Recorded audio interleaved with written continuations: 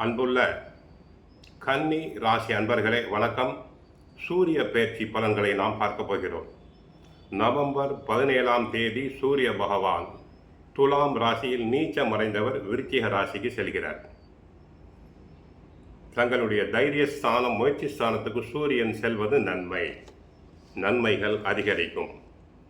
குடும்பத்தை பொறுத்தவரை தாங்கள் முயற்சி செய்யும் நல்ல காரியங்கள் நல்லபடியாக நடந்தேறும்.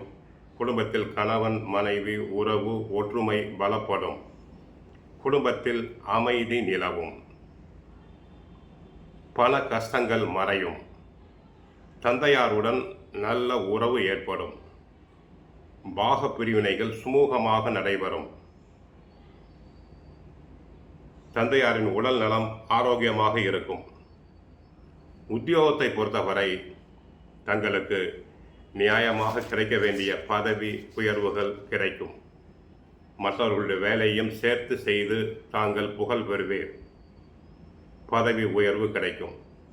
உயர் அதிகாரிகள் தங்களை மனமாற பாராட்டுவர். இடமாற்றம் சிலருக்கு வேண்டிய இடங்களுக்கு கிடைக்கும். அதில் எந்த விதமான சந்தேகம் இல்லை. தொழில் துறையை பொறுத்தவரை சூரியன் சம்பந்தப்பட்ட தொழில்கள், மருத்துவ தொழில், கெமிக்கல் பிஸ்னஸ், நகை தொழில் செய்வோருக்கு லாபங்கள் அதிகரிக்கும். ஏற்றுமதி இறக்குமதி தொழில் உள்ளவர்களுக்கு லாபங்கள் அதிகரிக்கும்.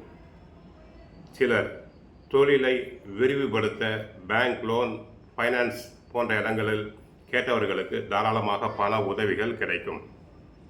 ஆக தொழில் நன்றாக அபிவிருத்தி அடையும்.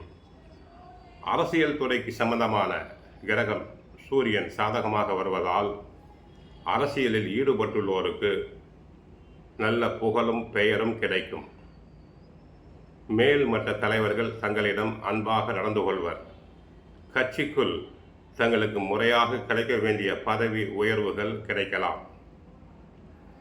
உடல் நலனை பொறுத்தவரை இதுவரை இருந்த உஷ்ண வியாதிகள், கண் எரிச்சல் போன்றவை நீங்கும். தங்களுக்கு உடல் ஆரோக்கியமாக இருக்கும். அதில் எந்த விதமான சந்தேகம் கிடையாது. ஆக கன்னி ராசியினருக்கு ஆத்மகாரகன், பிதாகாரகன் என்று அழைக்கக்கூடிய சூரிய பகவான் சாதகமாக வருவதால் நன்மைகள் அதிகரிக்கும். 3ஆம் இடத்துக்கு வருவதால் முயற்சி ஸ்தானம், தைரியஸ்தானம் வலுப்படுகிறது. அந்த சூரியனை குரு 5ஆம் பார்வையாக பார்க்கிறார். போட்டித் தேர்வு எழுதிய மாணாக்கர்களுக்கு நல்ல உயர் பதவிகள் கிடைக்கலாம். அரசு உத்தியோகம் தாராளமாக கிடைக்கும். இதுவரை வேலை இழந்தோருக்கு வேலை கிடைக்கும்.